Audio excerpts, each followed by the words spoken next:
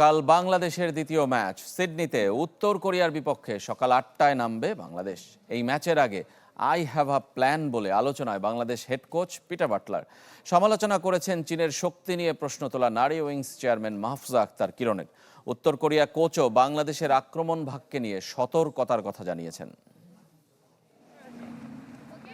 Peter Butler আর Bangladesh football ফেডারেশনের দ্বন্দ্ব এখন প্রকাশ্য আর নিয়মিত।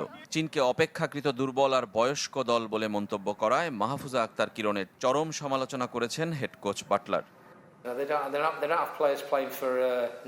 একজন বিএফএফ মেম্বার হিসেবে চীনা দলের প্রতি যে অসম্মান করেছে সেটা পুরোপুরি ভুল।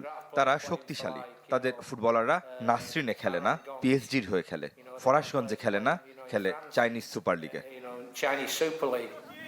অপটিক্যাল ব্রাইটেনার, কালার গার্ড এবং ডার্ট লক সমৃদ্ধ অ্যাডভান্স ফর্মুলায় এলো নতুন রে ডিটারজেন্ট পাউডার।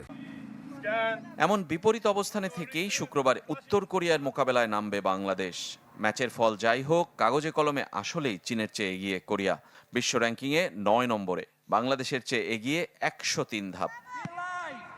তবে চুপচাপ বসে থাকতে চান না বাটলার, তারও আছে পরিকল্পনা। I have a plan. আমরা শুধু বসে থেকে প্রতিপক্ষ দলের আক্রমণ দেখব না। যদি আমরা গোল কনসিডার করি, আমি চাই আমাদের দল সক্রিয়ভাবে খেলুক, শুধু রক্ষণাত্মক নয়।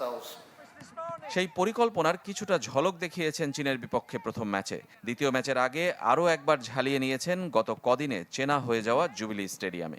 বাংলাদেশ একাদশে পরিবর্তন আসতে পারে, তবে গোলবারে মিলি আক্তারের থাকা প্রায় নিশ্চিত। গোলরক্ষকের সঙ্গে বাংলাদেশ দলের ফরওয়ার্ডদের প্রশংসা করেছেন উত্তর কোরিয়া কোচ।